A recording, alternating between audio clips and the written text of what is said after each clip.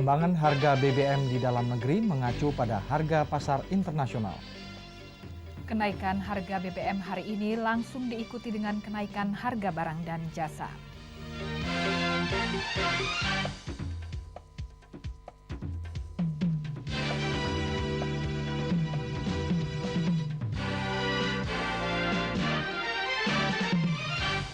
Selamat malam pemirsa, kita berjumpa lagi melalui Seputar Indonesia hari ini, Kamis 17 Januari 2002, kali ini bersama saya Prasetyo. Dan saya Atika Suri. Pemirsa, Pras akan menyampaikan laporan pertama. Silakan Pras. Terima kasih Tika.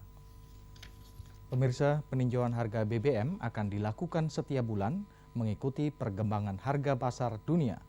Demikian halnya dengan kenaikan harga yang berlaku hari ini, yakni sebesar 22% merupakan cerminan perkembangan harga di pasar internasional. Menko Perekonomian Doro Jatun Kuncoro Yakti siang tadi menyatakan acuan pada harga internasional dengan beberapa pertimbangan, antara lain kehadiran Indonesia sebagai salah satu anggota produser minyak OPEC. Namun dalam perkembangan belakangan ini, perkembangan harga minyak di pasar dunia semakin dipengaruhi oleh negara-negara eksportir non-OPEC. Indonesia sendiri selain produksinya semakin terbatas, tingkat permintaan BBM di dalam negeri terus meningkat. Dewasa ini, bahkan Indonesia bisa dikategorikan sebagai importir minyak. Lepas dari kebijakan harga tersebut, situasi keuangan negara saat ini tidak memungkinkan pemerintah mempertahankan subsidi yang selama ini diberikan kepada harga BBM di masyarakat. Ini yang melatar belakangi kenaikan harga dengan berkurangnya subsidi pemerintah. OPEC dan sebagainya. Kita sungguh-sungguh kemudian subsidinya itu juga makin lama makin nggak bisa kita kuasai. Ya. Karena tadi memang di luar negeri seperti saya katakan kita belum lihat nih apakah harga minyak bumi bisa stabil. Indonesia itu makin lama makin menjadi pengimpor. Maka itu kita ingin sekali subsidinya ini kita lepas dari urusan yang tidak bisa pasti ini ke arah subsidi yang sungguh-sungguh ditujukan untuk kepentingan rakyat dari dalam. Kenaikan harga BBM ditanggapi beragam di berbagai daerah. Selain memadati stasiun pengisian bahan bakar umum atau SPBU, sebagian warga melakukan unjuk rasa menentang kenaikan. Bahkan di Padang, kenaikan BBM langsung diikuti kenaikan tarif bis antar kota. Di Medan, Sumatera Utara, ratusan mobil dan sepeda motor menyerbu stasiun pengisian bahan bakar umum di berbagai lokasi beberapa saat setelah pemerintah mengumumkan kenaikan harga BBM per 17 Januari. Sejumlah SPBU yang buka sampai pukul 24 seperti di Bundaran Jalan Sudirman, Patimura, dan Simpang Limun, di ruas Jalan Lintas Sumatera serta di Tanjung Morawa, Deli Serdang, antrian kendaraan nampak memanjang.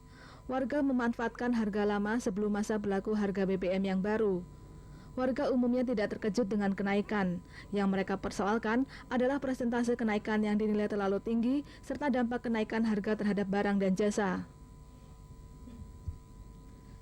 Sementara itu di Makassar, kenaikan BBM ditanggapi biasa oleh warga. Tidak terjadi penyerbuan di sejumlah SPBU. Penyanderaan mobil tangki BBM di Makassar pukul 16 WITA tadi berakhir. Namun kaca mobil pecah dan pengunjuk rasa sempat mengempeskan bannya.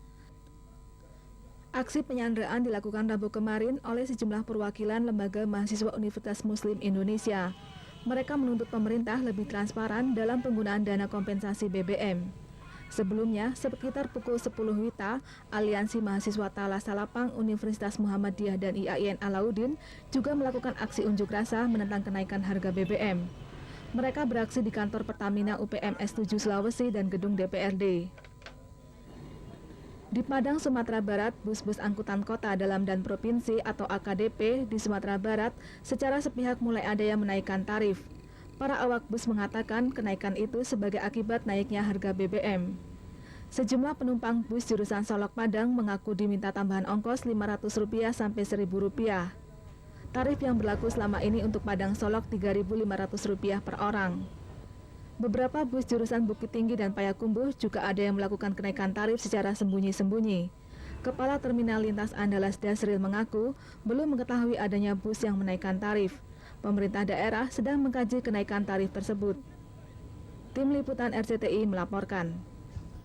Selain warga masyarakat, protes juga dilakukan sejumlah institusi.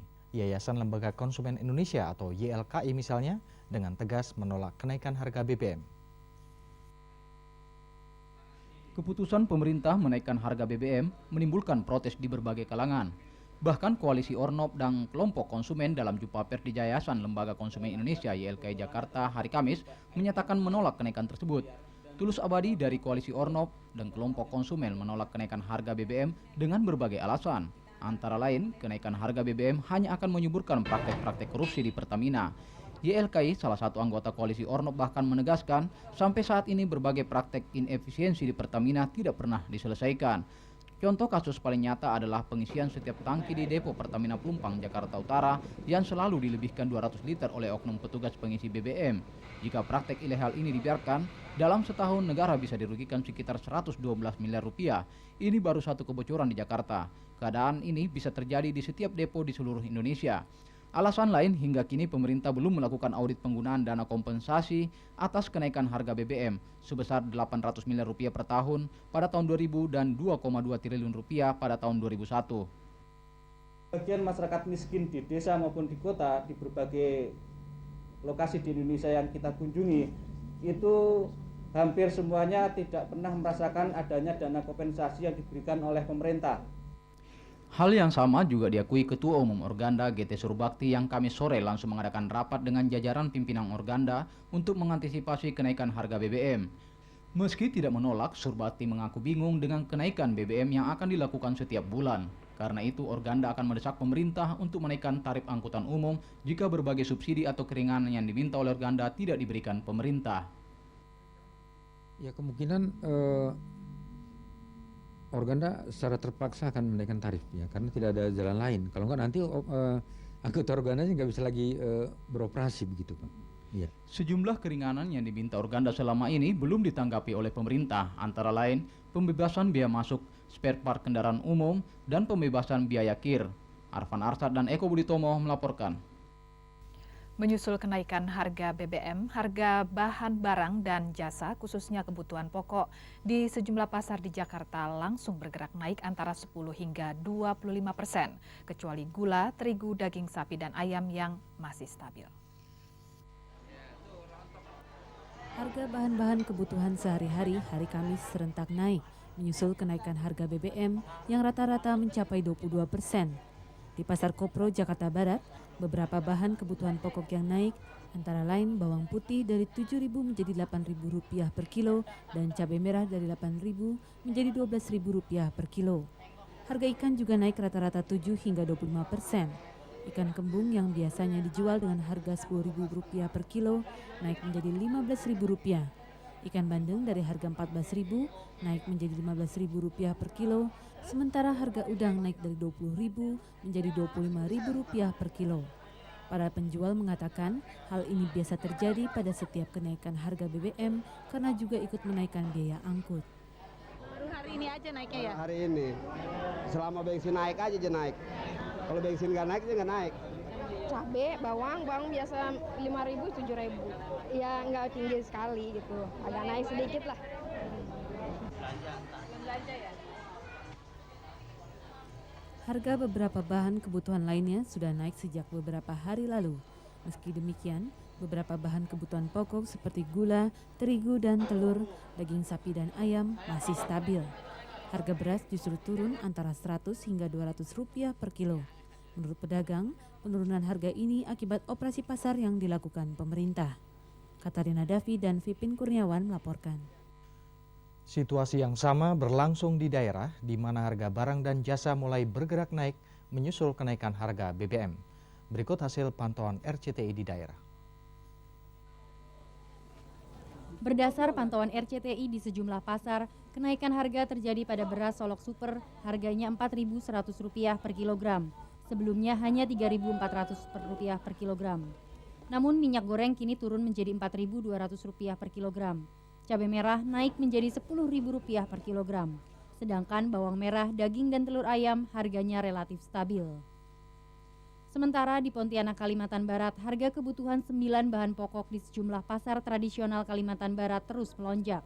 Terutama harga beras impor maupun lokal naik 20 hingga 30%. Di Pasar Dahlia, Pasar Flamboyan, dan Pasar Sentral Pontianak, semua kebutuhan bahan pokok mengalami kenaikan, terutama minyak goreng curah dan beras impor maupun lokal. Kenaikan harga beras lokal mencapai Rp500 hingga Rp700 per kilo, sedangkan beras impor naik Rp400 per kilo. Kepala Dinas Perindustrian dan Perdagangan Kalimantan Barat, Sutaryo Suradi mengatakan, pihaknya akan mendatangkan beras dari Thailand untuk memenuhi kebutuhan beras masyarakat kelas menengah bawah. Begitu juga di Pekanbaru Riau. Harga-harga berbagai kebutuhan pokok juga naik. Untuk berbagai jenis beras rata-rata mengalami kenaikan sebesar Rp700 per kilogram. Sedangkan sayur mayur seperti cabai merah naik Rp2.000 per kilogram dari biasanya Rp8.000. Namun untuk bawang merah, harganya tetap Rp8.000 dan kentang Rp3.500 per kilo. Menurut para pedagang, harga sayur dan beras di Pekanbaru sulit terkendali karena hampir semua bahan kebutuhan dapur dipasok dari Provinsi Sumatera Barat, Sumatera Utara, Jambi, dan Palembang, bahkan ada yang sebagian dari Jawa. Tim Liputan RCTI melaporkan. Pemirsa, kami akan kembali dengan informasi lain. Di antaranya, kecelakaan pesawat Garuda di Klaten, Jawa Tengah karena mesin mati mendadak.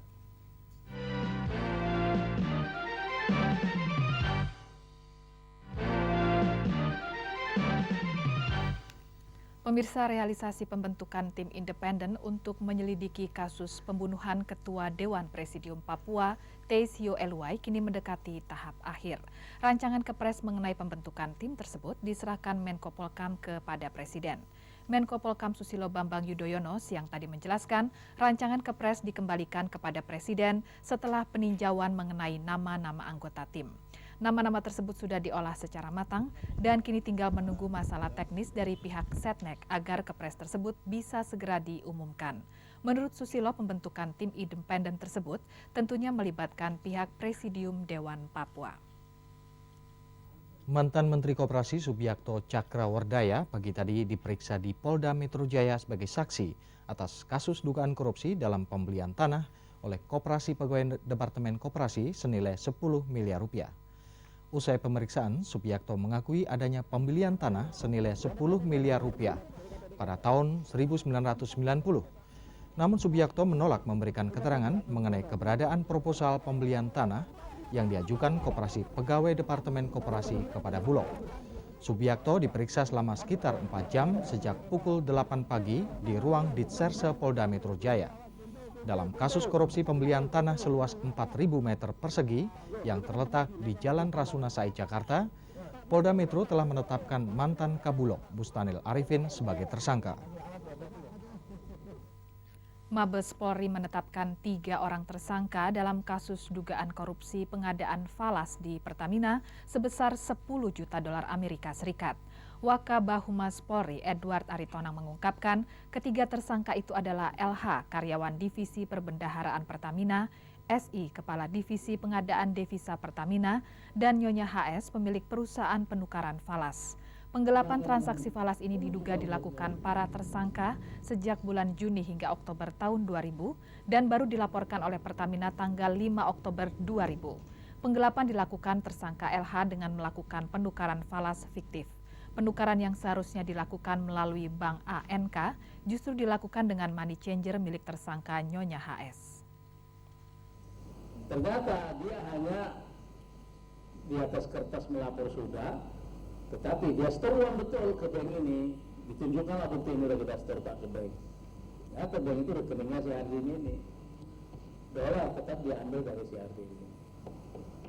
Nah, transaksinya setelah uang di store, dikirimlah ke rekeningnya Pertamina dolar itu. Nah, disinilah ditemukan ada 10 juta US dollar yang tidak masuk.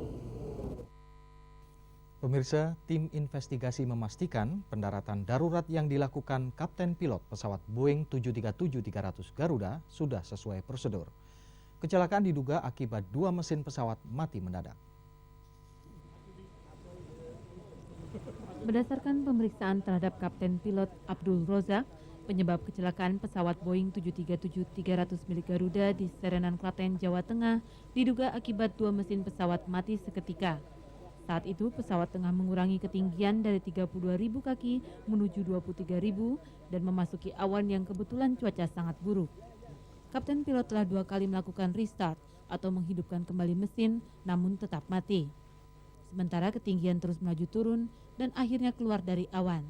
Dalam keadaan genting, Kapten pilot segera mengambil keputusan untuk melakukan pendaratan darurat. Melihat tindakan pilot dan situasi yang genting, tim investigasi dari Garuda menyimpulkan pendaratan darurat tersebut sudah sesuai prosedur. Apalagi jumlah korban dapat dieliminir meski 23 penumpang mengalami luka dan seorang pramugari yakni Santi Anggreni tewas. Meski demikian, tim investigasi masih akan terus mendalami kecelakaan tersebut dengan data-data kotak hitam yang berhasil ditemukan dalam keadaan utuh. Sementara itu, pesawat Garuda yang naas sampai saat ini belum berhasil dievakuasi. Pihak Garuda merencanakan akan melakukan penguraian badan pesawat untuk memudahkan evakuasi. Namun Kamis siang belum bisa dilakukan karena terbatasnya peralatan. Pihak Garuda akan mendatangkan alat untuk mengurai dari Jakarta. Sementara itu, dari 23 korban yang luka-luka, 12 orang masih menginap di Rumah Sakit Dr. Un Solo. 5 diantaranya mengalami luka berat, yakni mantan Gubernur NTB Gatot Suherman, Kurniati, Dr. Ratna Dewi, Sarsina, dan Husnul Khotimah. Sedang jenazah Santi Anggreni Kamis siang telah diambil keluarganya dan langsung dimakamkan di Sawangan, Muntilan, Jawa Tengah. Dari Klaten, Jawa Tengah, Sigit Purwita melaporkan. Jajaran Polres Metro Jakarta Barat dini hari tadi berhasil menggulung bandar pengedar narkoba.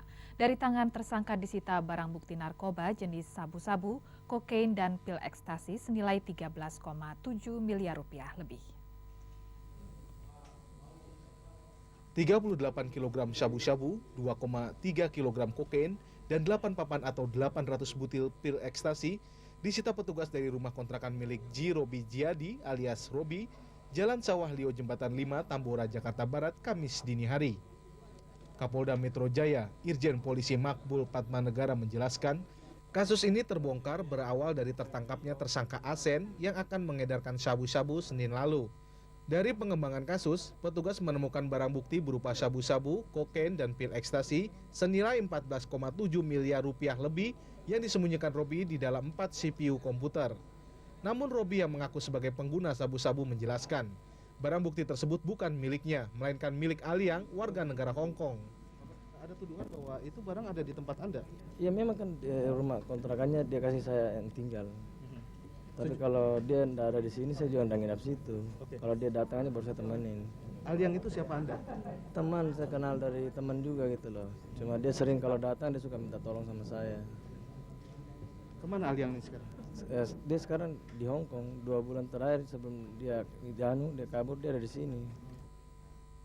Kapolda menjelaskan berdasarkan hasil pemeriksaan sementara, tersangka mengaku sudah menjual sabu-sabu sebanyak 14 kg.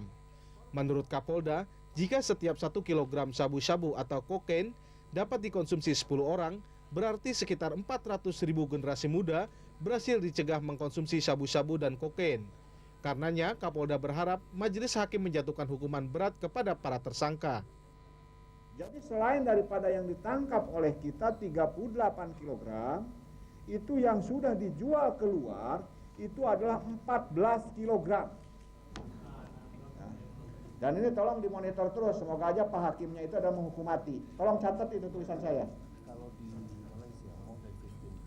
Ya, bisa aja. Kapolda juga menegaskan, pihaknya menyatakan perang terhadap peredaran narkoba, termasuk setiap anggota Polda yang terbukti mengkonsumsi narkoba akan ditindak tegas.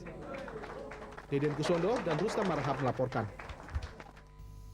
Pemirsa, sebentar Indonesia akan kembali dengan informasi lain. Di antaranya desakan agar pengusaha segera melaksanakan upah minimum provinsi.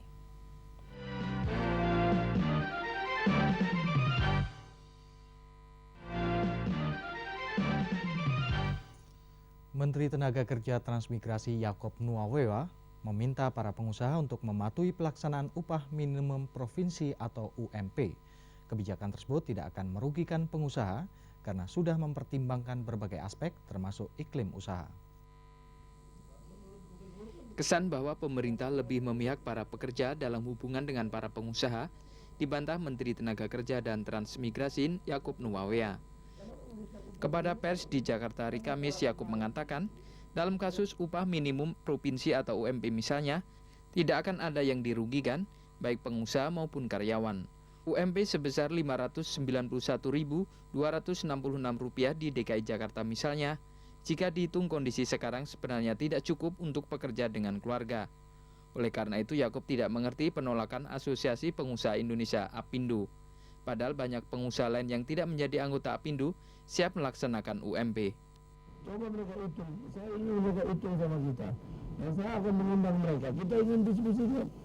Paling sebenarnya dengan kita itu bukan untuk membuat kesempatan kerja kurang, nggak ada. Ini kan karena mereka tidak mau punya perhatian kepada rakyat kecil sebenarnya.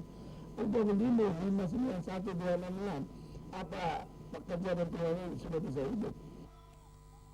Yaakob Nuwawea juga meminta kalangan serikat pekerja agar tidak menghasut para pekerja, menuntut yang berlebihan kepada perusahaan. Pekerja bisa berunding secara baik-baik dengan pengusaha dalam masalah UMP.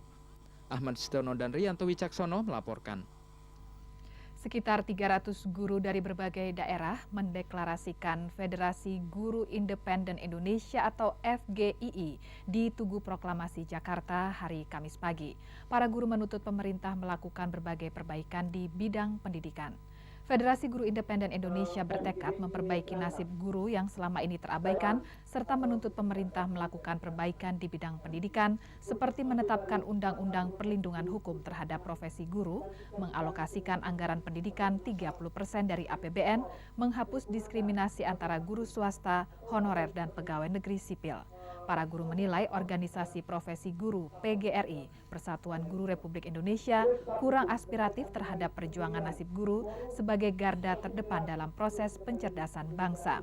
Guru-guru yang tergabung dalam FGII berasal dari berbagai daerah seperti Jakarta, Bandung, Purwokerto, dan Lampung.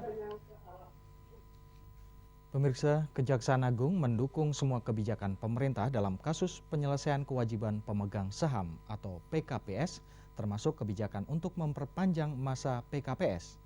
Kapus Penkum Kejaksaan Agung Mulyo Harjo kepada pers yang tadi mengungkapkan, apapun keputusannya yang penting legal, maka Kejaksaan Agung mendukung. Namun Mulyo mengakui perpanjangan PKPS secara teknis belum diketahui pihak Kejaksaan Agung.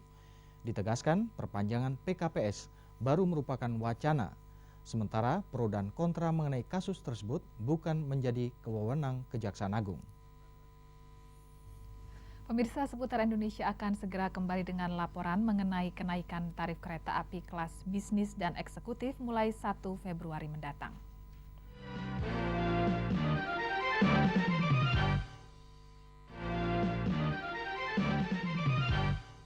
Pemirsa, tarif kereta api kelas bisnis dan eksekutif mulai tanggal 1 Februari mendatang akan naik antara 20 hingga 29%. Sementara tarif untuk kereta api kelas ekonomi tidak naik. Kenaikan tarif hanya berlaku untuk kereta api kelas non-ekonomi di seluruh daerah operasi Pulau Jawa dan Sumatera. Tarif kereta yang naik antara lain Argo Bromo menjadi Rp220.000, Argo Lawu dan Bima Rp185.000, Argo Gede Rp70.000, Parahyangan Rp30.000 dan Senja Utama Solo Rp60.000. Pejabat Pelaksana Direktur Operasional Edi Sasongko menjelaskan, kenaikan tarif ini sangat mendesak guna memperbaiki sarana dan prasarana, termasuk biaya perawatan dan operasional, dalam upaya mewujudkan kenyamanan dan keselamatan kereta api dan penumpang. Jadi kenaikan tarif kereta api itu khusus untuk KA non-ekonomi ya. Jadi untuk KA ekonomi sama sekali tidak naikkan tarif ya. Dan sekitar 20% sampai sekitar 29% gitu kenaikan tarifnya. Dan itu juga kami sangat selektif, artinya kami lakukan secara bertahap. Kenaikan tarif ini diberlakukan secara bertahap seiring kesiapan PT KAI dalam memperbaiki prasarana kereta dan kualitas pelayanan kepada penumpang. Ya, kita tetap mengharapkan perbaikan pelayanan ya untuk kereta ya. Selama ini kan kadang sering ada yang terlambat, terus dan juga dari segi kebersihannya. Kalau untuk fasilitas paling ya kebersihan di kereta ya. Karena sering ya kita ketemu ya kayak toilet itu kurang bersih, kadang-kadang tidak ada tersedianya air gitu ya, itu yang selalu kita harapkan. Keputusan resmi kenaikan tarif ditetapkan Desember 2001 lalu oleh Direksi PT KAI melalui persetujuan Rapat Umum Pemegang Saham. Mutia Rianti dan Musjaya melaporkan. Pemirsa, informasi tadi mengakhiri jumpa kita kali ini. Dari Studio 5 RCTI Kebonjeruk, Jakarta, saya Prasetyo. Dan saya Atika Suri beserta tim redaksi Seputar Indonesia mengucapkan terima kasih atas perhatian dan kebersamaan Anda. Selamat malam dan sampai jumpa.